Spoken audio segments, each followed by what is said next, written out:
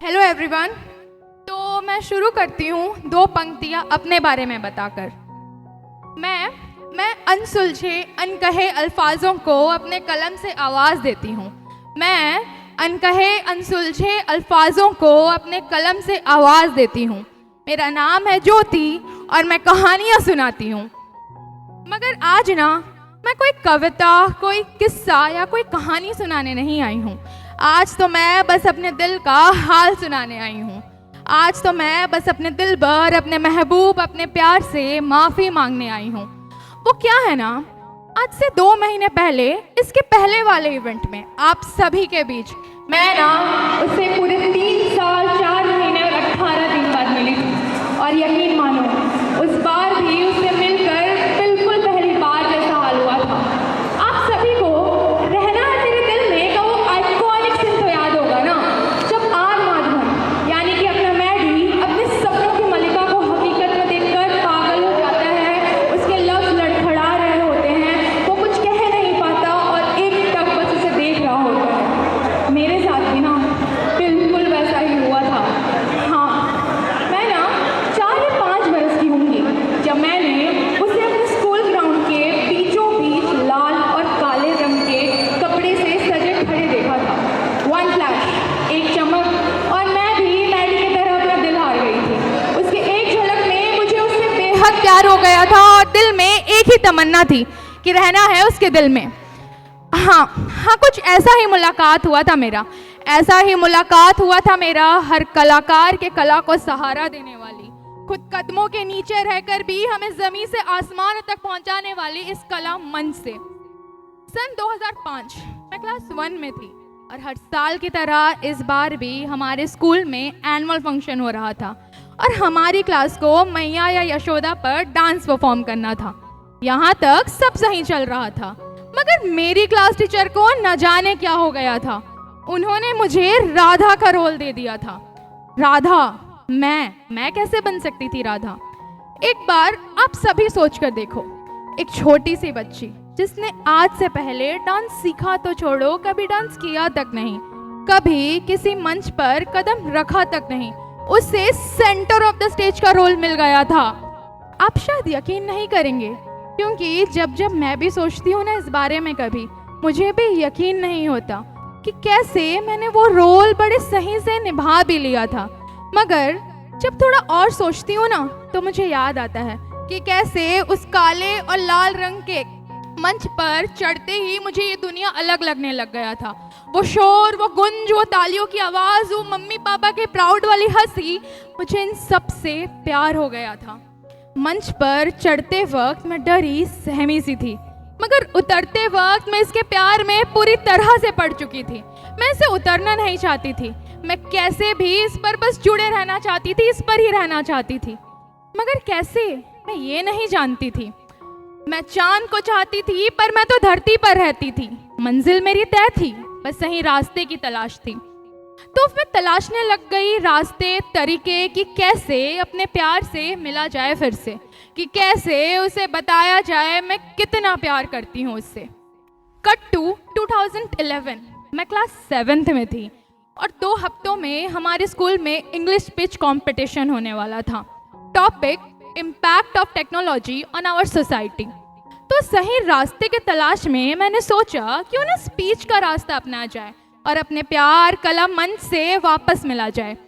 तो फिर क्या था, मैंने बिना कोई टाइम वेस्ट किए इसमें हिस्सा ले लिया। सबके लिए ये बस एक कंपटीशन था, मगर मेरे लिए अपने प्यार से मिलने का दूसरा मौका।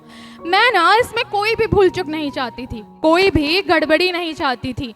इंटरनेट पे इस टॉपिक से रिलेटेड मैंने हर आर्टिकल्स पढ़ लिए थे और कट पिट करके 2 पन्नों का अपना एक स्पीच तैयार कर लिया था।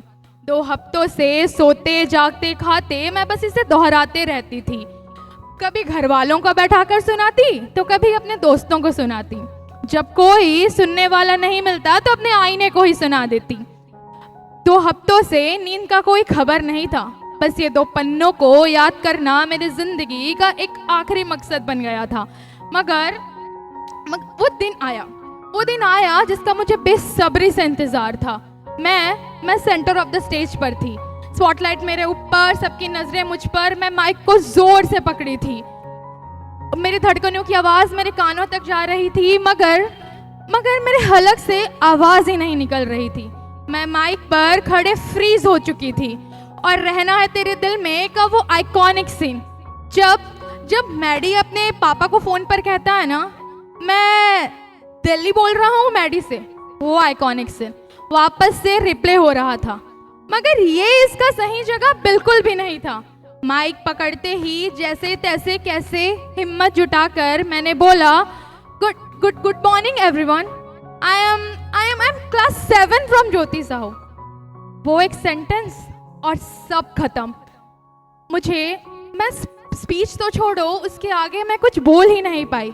मुझे आवाज आ रही थी, सबके तालियों की नहीं, सबके हंसने की, अपने सपनों के टूटने की। मैं अपने प्यार से मिली जरूर थी, मगर अब वापस से उससे दूर जा रही थी। एक बार सोच कर देखो, कोई चीज आपको जिंदगी में सबसे ज्यादा प्यारी हो, सबसे ज्यादा पसंद हो, आप बस उसे किसी तरह अपने पास रोक लेना चाहते हो, मगर आप जानते हो वो आपको कभी मिलेगी नहीं, क्योंकि किस्मत ने उसे आपके लिए कभी बनाया ही नहीं होता। ये बात आप एक बार अपने दिमाग को समझा भी सकते हो, मगर अपने दिल को कैसे समझाओगे? बहुत तकलीफ होती है जब आप किसी जगह पहाड़ तोड़कर, तूफान से लड़कर, समंदर पार कर, खून से लथपथ होकर अपनी बची कुची सांस के साथ पहुंचे हो, मगर हवाई जहाज से उड़कर आया कोई परिंदा बिना मेहनत के बड़ी आसानी से आपसे पहले वहां पहुंचकर आपकी जगह छीन ले, और आप कुछ ना कर पाओ, बस उसे देखते रहो। इसके बाद आप टूट जाते हो, आप बस किसी तरह अपने घर वापस जाना चाहते हो। मैडी को भी ऐसा ही लग रहा होगा ना, जब अपने सपनों की मलिका को हकीकत में पाकर उसके दिल में जगह बनाने के बाद भी उससे दूर जाना पड़ रहा हो राजीव के आ जाने पर। मगर उसके पापा की तरह मेरे दिल ने भी मुझसे कहा कि सुनो, मैं मानती हूँ तुम इस खूबी के साथ जन्मे नहीं हो, मगर ये तुमसे किसने कहा कि तुम इसके लिए बने नहीं हो? सच्ची लगन और पक्की मेहनत तो खूबी को भी देता है हरा। तो मेहनत तो कर, तो कोशिश तो कर, तू अव्वल भले ना आए मगर तू सफल जरूर होगा। प्यार मिले ना मिले, अपना दिल का हाल तो उसे बताना ही होगा। फिर क्या था, मैं वापस नहीं लौटी, मैं रुक गई। मैं अपने प्यार से माफ़ी मांगी और उस पर वापस उतर गई। उस दिन के बाद 1 साल तक मैंने कहीं परफॉर्म नहीं किया। मैंने 1 साल अपने ऊपर बहुत मेहनत किया, लिखने के तरीके को, बोलने के तरीके को सुधारा। फिर शेरो शायरी से भी इसके बीच मेरा रिश्ता बनने लगा। कविताएं और कहानियां मैं लिखने और सुनाने लग गई थी। सब सही चल रहा था, मगर सब मिलता है क्या? जो हम चाहते हैं वैसा हमेशा होता है क्या? आज से 3 साल 5 महीना 6 दिन पहले मैं ऐसे ही किसी स्टेज पर थी, परफॉर्म कर रही थी। Centre of the stage, spotlight मेरे ऊपर, सबकी नजरें मुझ पर, मैं माइक को जोर से पकड़ी थी। मगर वो दिन ही सही नहीं था, या मैंने ही ओवर कॉन्फिडेंस में सही से प्रिपेयर नहीं किया था। मैं स्टेज पर खड़े फ्रीज हो चुकी थी। जैसे तैसे कैसे हिम्मत जुटाकर मैंने बोला, hello everyone, I am Raipur from Jyoti Sahu.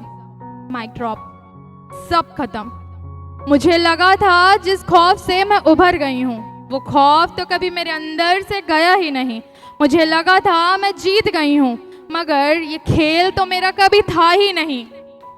तो उस दिन के बाद 3 साल तक मैं कभी किसी मंच पर नहीं गई। जो चीज़ मुझे सबसे ज़्यादा प्यारी थी, सबसे ज़्यादा पसंद थी, मैं किसी तरह उसे दूर भागने के बहाने बनाती रही। मगर अपने प्यार से तुम कब तक भाग सकते हो? कब तक दिल में मलाल रख सकते हो? तुम रुठते हो, लड़ते हो, झगड़ते हो, मगर इससे कहाँ दूर रह पाते हो? तो अंत में जैसे रहना है तेरे दिल में जैसे राजीव अंत में अपनी प्यार रीना को अब उसके प्यार मैडी से मिलवाता है ना, वैसे ही 2 महीने पहले मेरे भाई के जिद करने पर मैं वापस अपने प्यार इस कला मंच से मिली। तो आज ना मैडी की तरह एयरपोर्ट पर तो नहीं, मगर आप सभी के बीच मैं ना अपने प्यार इस कला मंच से माफ़ी मांगने आई हूँ। वो हर लम्हे के लिए जब मैं इससे दूर थी, वो हर बहाने के लिए जो मैं बनाया करती थी, और मैं कहना चाहती हूँ इससे कि सुनो, आज मैं जो कुछ भी हूँ ना, तुमने ही बनाया है मुझे।